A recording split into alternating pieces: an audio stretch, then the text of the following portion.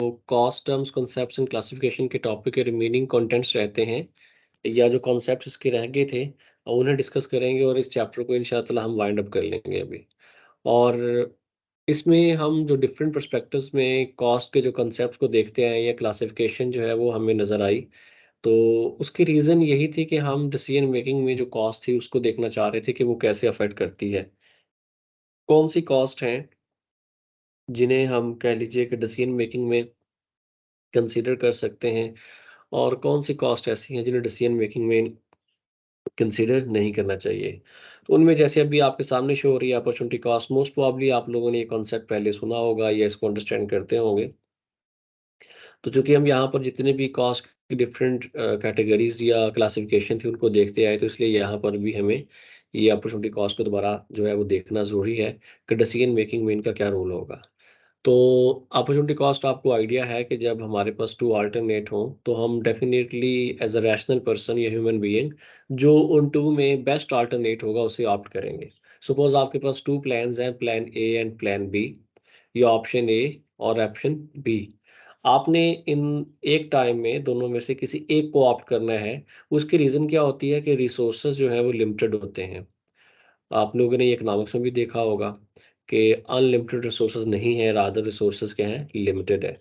तो हमें फिर जो है बेस्ट मैच देखना होता है उन अवेलेबल रिसोर्सेज के अंदर रहकर कि हमें हमारे लिए कौन सा ज़्यादा जो कह लीजिए कि ऑप्शन बेटर है उन अवेलेबल रिसोर्सेज को यूज़ करते हुए या यूटिलाइज करते हुए। तो अपॉर्चुनिटी कॉस्ट जैसे कि हम बात कर रहे हैं कि हमारे पास यहाँ पे 2 ऑप्शन हैं। सपोज़ एक ऑप्शन है ए जो कि रिटर्न देती है आपको या प्रॉमिस करती है 10% और ऑप्शन बी आपको ये प्रॉमिस कर रही है कि वो आपको रिटर्न पे करेगी 11%। तो इसमें ज़ाहिर-सी बात है जो ज़्यादा रिटर्न होता है सेम तरह के कह लीजिए कि बाकी फैक्टर्स अगर हम देखते हुए डिसीजन लेना चाहें तो हम 11% रिटर्न को जो है वो ऑप्ट करेंगे। तो 11% रिटर्न को जब हम ऑप्ट करेंगे तो 10% को छोड़ देंगे। इट मीन्स किसी भी टाइम पर आगे जो है हमें रिटर्न जो ऑप्शन बी है उससे इन एनी केस 10% मिलना ही चाहिए। क्यों? हमारे पास एक अपॉर्च्युनिटी थी 10% की, उसे हमने क्या किया? फॉरगो किया, उसे हमने जो है वो फॉरगिव किया, छोड़ दिया, गिव अप कर दिया। तो जब उसे हमने गिव अप कर दिया, तो इट मीन्स तभी जाकर हमने जो है ऑप्शन बी को ऑप्ट किया। क्लास में सपोज़ आप बैठते हैं, क्लास अटेंड करते हैं, यूनिवर्सिटी में एजुकेशन ले रहे हैं, कॉलेज में एजुकेशन ले रहे हैं, तो आपके पास उसी सेम टाइम में ऑप्शन होती है कि आप कहीं पर जॉब कर लें या अपना कोई बिज़नेस स्टार्ट कर लें। तो सपोज़ आपके पास जो है वो मार्केट में इस वक़्त जो आपकी करंट स्किल्स या एबिलिटीज़ हैं उनकी बेस पर आप 30,000 जो है वो पर मंथ या 50,000 पर मंथ की जो अर्निंग्स है वो ले सकते हैं। दैट मीन्स कि उस टाइम पर जो आपको वो मिल रहा है, वो आपकी अपॉर्च्युनिटी कॉस्ट है। यानी कि 50,000 अगर मार्केट आपको प्रॉमिस कर रही है, तो अभी आपने उस 50,000 को गिव अप किया और उसकी बजाय क्लास में बैठना जो है वो प्रेफ़र किया। तो वो 50,000 आपके लिए अपॉर्च्युनिटी कॉस्ट कंसीडर होना चाहिए। इसी तरह आपने बिज़नेस में इन्वेस्टमेंट करनी है तो आपके पास अगेन मल्टीपल ऑप्शंस हो सकती हैं। आपने 2 डिफरेंट प्लांट्स को बाय करना है तो आपके पास वहाँ ऑप्शंस हो सकती हैं। कोई और ऐसा बिज़नेस में सिनेरियो हो सकता है कि जहाँ पर आपको एक ऑप्शन को एक पोटेंशियल बेनिफिट को छोड़कर दूसरे पोटेंशियल बेनिफिट को जो है वो आपको ऑप्ट करना पड़े। तो एक को आप गिव अप कर देते हैं, दूसरे को ऑप्ट कर लेते हैं। तो ये वहाँ पर जो गिव अप हो रहा होता है वो आपके लिए एक अपॉर्च्युनिटी थी जो कि आपने अवेल नहीं की, वो उसका बेनिफिट मिल सकता था, अभी नहीं लिया आपने। क्यों? ताकि आप दूसरी अपॉर्च्युनिटी को दूसरे पोटेंशियल बेनिफिट को जो है वो टैप कर सकें। तो इसलिए जो पहले वाला जिसको आप गिव अप कर रहे होते हो, वो आपके लिए अपॉर्च्युनिटी कॉस्ट में कन्वर्ट हो जाता है, कि बेनिफिट था, नहीं लिया, किसी और को तरफ मूव कर गए, तो पहले वाला आपके लिए कॉस्ट बन जाता है। तो लिहाज़ा यहाँ पर जो है, हम ये कंक्लूड कर सकते हैं कि जो अपॉर्च्युनिटी कॉस्ट है, उसको डिसीजन मेकिंग में कंसिडर किया जाना चाहिए। क्यों? इसलिए कि आपको एक पोटेंशियल बेनिफिट मिलने के चांस थे, जो आपने गिव अप कर दिए।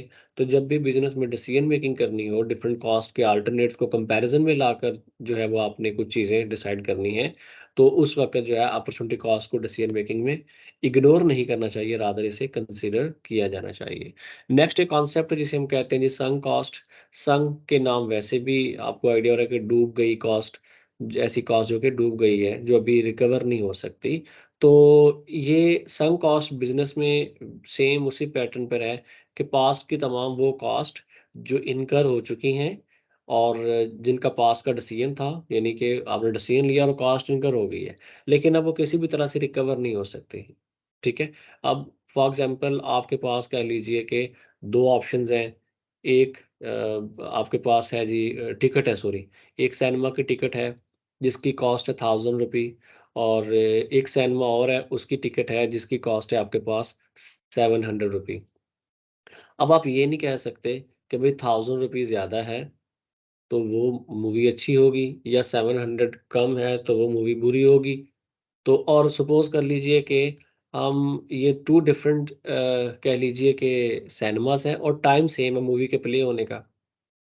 तो अब आपने डेफ़िनेटली इनमें कंपैरिज़न करना होगा कि भई मुझे किस मूवी को जो है वो या किस सिनेमा हॉल को जो है वो अटेंड करना चाहिए।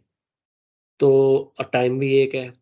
अब सपोज़ बॉक्स ऑफिस है या जो पब्लिक ओपिनियन है, जो व्यूज़ है, तो रेटिंग है, वहाँ से आपको आइडिया होता है जी कि जो मूवी 700 वाली है, वो ज़्यादा अच्छी है। कि लोगों का जो ओपिनियन मिला, जब आपने चेक किया, तो पता चला कि जो मूवी जो 700 जिसकी टिकट है, वो ज़्यादा बेटर है। तो अब यहाँ पर अगर ये केस है, तो फिर अब आपके पास कह लीजिए कि ये ऑप्शन नहीं है कि आप कहें कि मैंने ज़रूरी जो है वो 1000 वाली मूवी अटेंड करनी कि मैंने वहाँ ज़्यादा पे किया हुआ है। तो इसलिए आपको जो है इसको आप ये चेंज नहीं कर सकते, आपने वो कर लिया। अच्छा गाड़ी एग्ज़ाम्पल की तरफ भी आते हैं। अब वो जो मूवी है, उसके टाइम पर फिर आपने इस कॉस्ट को क्या करना है, इग्नोर करना है कि 1000 का क्या करना है, इग्नोर करते हुए डिसीज़न लेना तो बेहतर होगा। तो इसलिए संक कॉस्ट को डिसीज़न मेकिंग में जब भी आपने देखना है, तो इसको इग्नोर कर देना है, तभी जाकर आप जो है एक रैशनल डिसीज़न ले सकेंगे। गाड़ी की एग्ज़ाम्पल आपके सामने है कि गाड़ी आपने परचेज़ की है $12,000 की 2 इयर्स बिफोर। अब ये कॉस्ट आपके लिए संक कॉस्ट कंसिडर हो जाती है। किस तरह से? क्योंकि अब आप ये नहीं कह सकते कि भई मैं 12,000 रिकवर कर लूँगा अगर गाड़ी मैं घर में पार्क कर दूँ। हुँ? तो ये आप अब ये कॉस्ट आपको बेयर करना पड़ेगी। आप इसे पार्क कर दें, आप इसे जो भी करना चाहें आगे, लेकिन ये 12,000 का 12,000 ही रहेगा, ये चेंज नहीं हो सकता। इसको आप चेंज नहीं कर सकते, ये नहीं कह सकते कि भई मैं इसको पार्क करूँगा तो इसकी कॉस्ट 12 की बजाय जो है वो 10,000 हो जाएगी, क्योंकि आपने परचेज़ ही 12 में की हुई है। अच्छा, इसी तरह एडवर्टाइज़मेंट की एग्ज़ाम्पल ले लें कि आप एडवर्टाइज़िंग करते हैं, तो अब एडवर्टाइज़िंग जो फ़र्म है या मीडिया फ़र्म जो है जिसको आपने पेमेंट की हुई है सपोज़, तो वो पेमेंट है $10,000 एनुअल एडवर्टाइज़िंग की। अब ये $10,000 जो है वो आप ऐसा नहीं हो सकता कि आप कहें जी कि मैं ये रिकवर कर लूँगा। इसकी जो रिकवरी है वो सेल के थ्रू होनी है, उसका इम्पैक्ट सेल पे आना है, तो वो आपको फिर इग्नोर करना होती है। तो इसलिए ये जितनी भी संक कॉस्ट होती हैं, इन्हें आप डिसीज़न मेकिंग के टाइम पर इग्नोर कर देते हैं, तब जाकर आपका जो है वो डिसीज़न एप्रोप्रिएट होता है। इसके बाद जो है वो आगे हमारे पास कॉन्सेप्ट आ जाता है डिफरेंशियल कॉस्ट का। डिफरेंशियल कॉस्ट मीन नाम से शो हो रहा है कि जो 2 डिफरेंट अल्टरनेट्स के बीच में डिफरेंस शो करती है वो कॉस्ट। सपोज़ एक प्लांट है 1 लाख का और दूसरा प्लांट है 1,20,000 का। अब इन दोनों की कॉस्ट है 1 लाख और 1,20,000 रिस्पेक्टिवली। तो अब इन दोनों में जो डिफरेंस आ रहा है वो है 20,000 का। वो क्या आ रहा है? 20,000 का। अब अगर आपने सपोज़ कर लीजिए कि 1 लाख वाला प्लांट छोड़कर मूव करना है 1,20,000 वाले प्लांट की तरफ, तो इट मीन्स डिफरेंशियल कॉस्ट है लेकिन ये इंक्रीमेंटल है। मतलब डिफरेंशियल जो डिफरेंस है वो इंक्रीज़ भी हो सकता है, डिक्रीज़ भी हो सकता है। तो यहाँ जो हम बात कर रहे हैं, वो डिफरेंशियल कॉस्ट कितनी है? 20,000। क्या आपने प्लांट 1 लाख वाला छोड़कर परचेज़ कर रहे हैं 1,20,000 वाला? इंक्रीमेंटल है कि आपके पास पहले प्लांट था 1 लाख वाला। अच्छा, यानी कि पुराना प्लांट आपके पास 1 लाख का है, न्यू प्लांट आपके पास जो है वो 1,20,000 का है। तो ये इंक्रीमेंटल कॉस्ट आपके पास यहाँ पर आ रही है।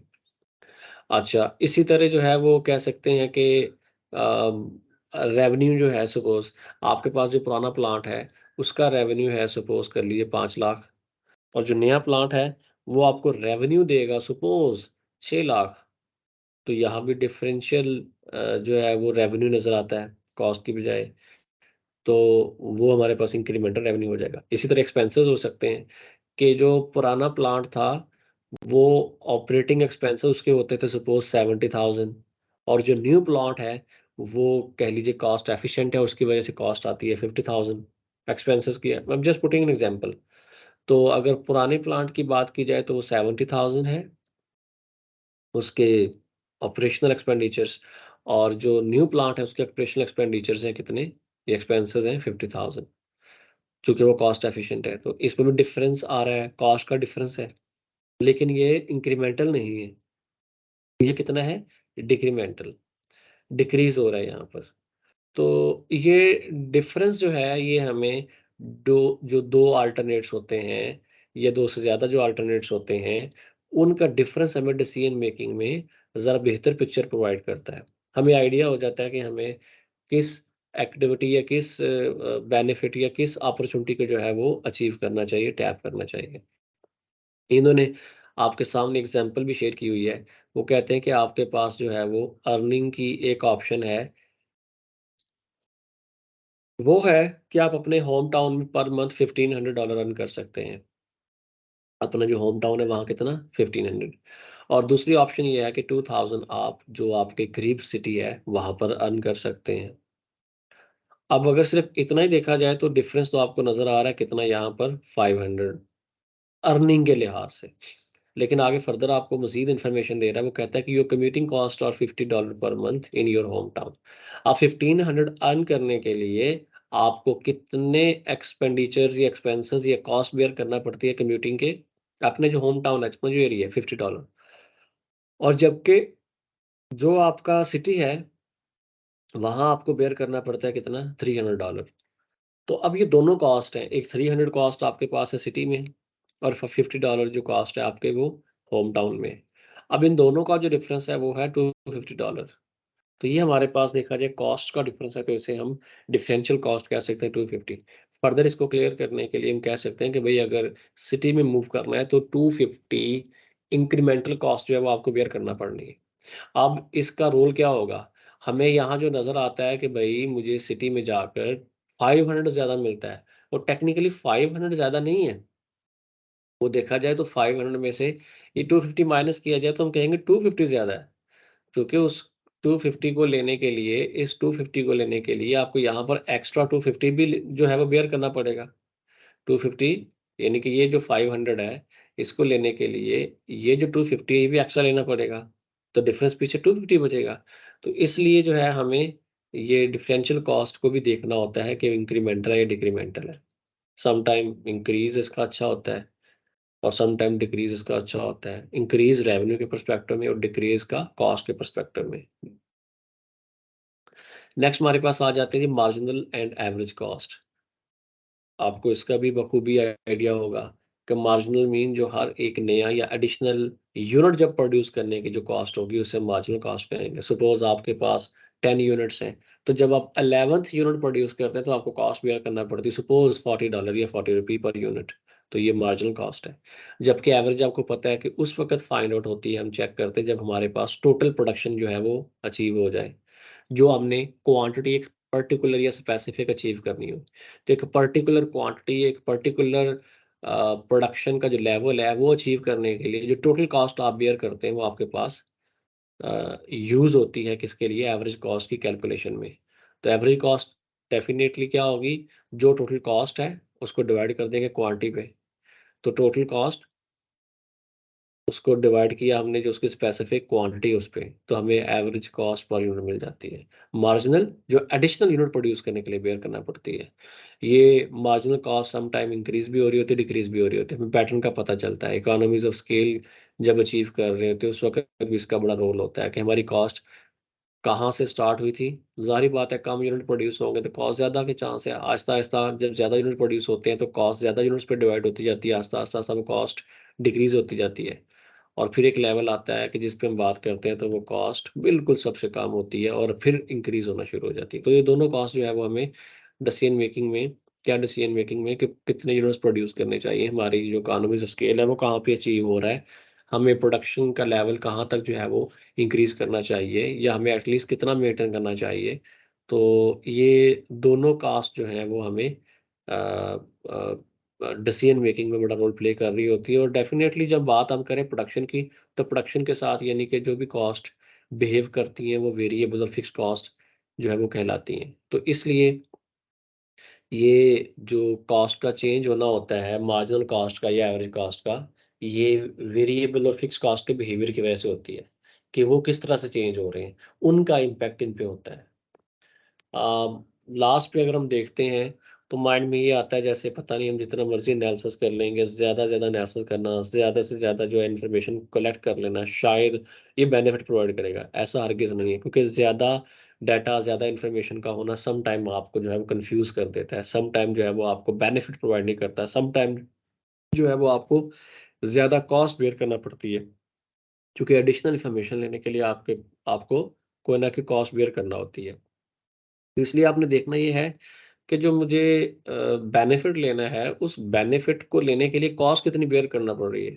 तो कॉस्ट बेनिफिट एनालिसिस हमेशा करना होता है, कभी भी कोई भी एक्टिविटी आपने परफॉर्म करनी होती है। हम नॉर्मल लाइफ में भी ऐसा ही कर रहे होते हैं कि हमारे पास जो डिफरेंट अल्टरनेट्स होते हैं, हमारे पास जो डिफरेंट टाइम की ऑप्शंस होती हैं, उनमें कॉस्ट बेनिफिट देखते हैं कि भई मुझे कहाँ पर क्या कॉस्ट आ रही है, उसका बेनिफिट क्या मिलना है। तो सेम जो है वो मैनेजमेंट अकाउंटिंग में भी हमें नज़र आता है कि जो हम कॉस्ट का रिकॉर्ड मेंटेन कर रहे होते हैं, उस कॉस्ट का डाटा मेंटेन करने के लिए, उस कॉस्ट की इन्फॉर्मेशन लेने के लिए आपको बेनिफिट कितने मिलने हैं। ऐसा तो नहीं है कि जो बेनिफिट है वो मिल रहा है 1 लाख का और कॉस्ट उस पे इनकर हो रही है 140,000 की। तो फिर ऐसा डाटा या ऐसी इन्फॉर्मेशन का आपको अल्टीमेट रिज़ल्ट देखा जाए तो वो लॉस हो रहा है। तो इसलिए आपने हमेशा ये देखना है कि मुझे जो इन्फॉर्मेशन मिलती है, जिससे मैंने बेनिफिट लेना है, उस इन्फॉर्मेशन को लेने के लिए मुझे कॉस्ट क्या बेयर करना पड़ रही है। ठीक है? तो ये चीज़ यहाँ पर रखनी होती है जी। तो ये बेटा कुछ हमने कॉन्सेप्ट देखे थे, इसके रिलेटेड जो सेकंड चैप्टर था हमारा, जिसमें कॉस्ट, टर्म्स, कंसेप्शन, क्लासिफिकेशन थे। तो समहाउ किसी का अगर अगेन कोई क्वेश्चन क्वेरी है तो वो पुट कर सकते हैं अपना question query. I will try कि वो अर्लीस्ट पॉसिबल टाइम में एड्रेस करूँ जी। तो बहुत शुक्रिया जी। Thank you very much. जज़ाकल्लाह। अल्लाह हाफ़िज़।